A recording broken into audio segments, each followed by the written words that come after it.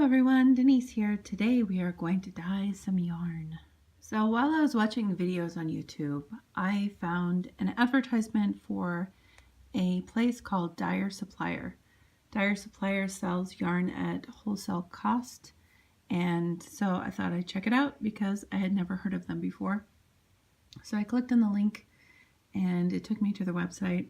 They sell in bulk, so I didn't want to buy in bulk. I wanted to try out to see what they had first, and they sell samples. So this is the Marled sock sample that they sell. It is $5.90 per hank, and each hank has 440 yards in it. It is a 4-ply fingering weight yarn, so it is thinner than what I usually use on my channel, which is generally a worsted weight or a DK weight. This is a 4-ply fingering. So this is a sock yarn, and you don't have to make socks with this yarn, obviously, but it looked like a great base to start with for dyeing. So it is made up of 40% merino wool, 40% Peruvian fine Highland wool, and 20% nylon. So I think it would be a great candidate to dye. I love the gray and the natural look already. So already I love it. I don't even need to dye it, and I love it. I think it's beautiful. As I said, there's 440 yards and it's 100 grams skein. So I bought 2 of these. They were only $5.90 a piece, which is a steal. If you've ever used Lion Brand's Fisherman's Wool, this is obviously a thinner weight than that, but this is way softer, way softer than that. And it has nylon in it, so it's not going to felt, which is what I use the Lion Brand's Fisherman Wool for. But the look is similar to that, and the feel is awesome. So I am going to dye this yarn, and I want you to join along with me. So let's get started. So I have the yarn soaking in some just some tap water. There's no vinegar in this at all. And I'm going to let it soak for about a half an hour. Okay, so the formula that I used to mix this up, the instructions that I got with my Jacquard acid dyes, talks about 2 pounds of fabric. I'm not doing 2 pounds of fabric, so I cut the formula way down. I did 1 teaspoon of the fire red, and about 1/4 of a teaspoon of the jet black. And I mix those two together in 1/2 cup of water. I used this mask when I was mixing them, and I'll show you what the pot looks like now. It's kind of hard to see because it's dark, but this is the dye put into 12 cups of water, the dye bath, and then I added 1/4 cup of vinegar, white vinegar, and then I added the yarn. So right now I'm going to leave this on a medium heat, and I'm going to let it go for about a half an hour, and I will check back on this in about a half an hour, make sure everything is going well, and I will keep you updated. So right now the half an hour is not up. I was going to show you how much the water has cleared already, and it is getting pretty darn clear, as you can see over there. So I have around 13 minutes still left on my timer. What I'm going to do is I am going to shut the heat off, and I am going to let this sit here and cool off for the last 13, and then I'm going to recheck on it to see if the dye bath is cleared. Okay, so our half an hour is about up. The timer should be going off soon, and the water is still hot.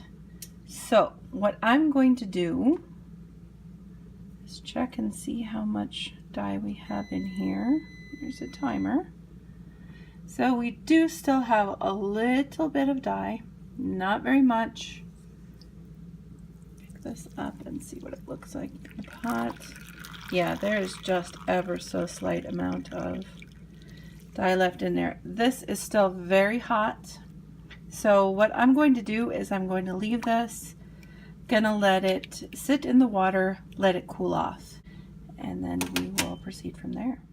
So I let it cool off, I took it out of the water, and this is it wet. And this is the finished yarn, and I absolutely love this color. It's not really something that I can capture in a picture.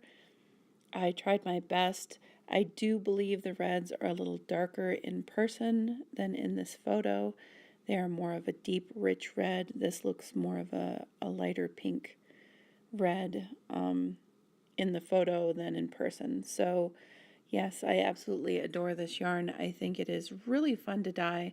And I just wanted to add too that, you know, I started dyeing yarn back in 2009, 2010, and these dyes that I bought are from that time. I never bought any since I first started dyeing. And I just wanted to say that even though they are this old, you can still mix them with, you know, warm water and all of the little particles will dissolve. Don't throw your dye away. Never throw your dye away. It's always worth at least giving it a shot. And I thought I would give it a shot with this yarn because of the marled effect in it, that if there were speckles here and there, they wouldn't show up. However, I have looked this yarn completely over and there were no extra spots or speckles on this that weren't already in the marled part of the yarn to begin with. So yeah, my yarn or my dye is like 9 to 10 years old and it is perfectly fine to use. There's nothing wrong with it. So don't throw your dye away. Just hold on to it, and you might have to mix a little more to dissolve any sort of breaking or particles that happen, but it's totally worth keeping.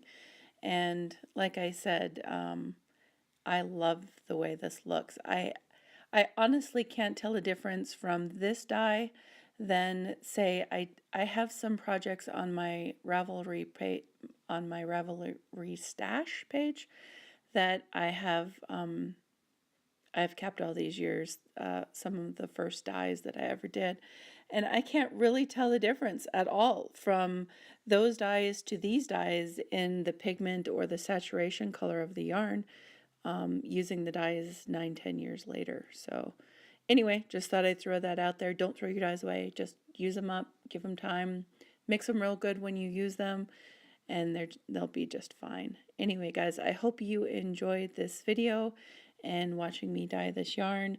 Again, I got this bear yarn at Dyer Supplier. They're very affordable. I definitely will buy from them again. This yarn is awesome. And now I have 880 yards of fingering weight yarn to make something super spectacular. So thank you so much for watching, and until next time, bye.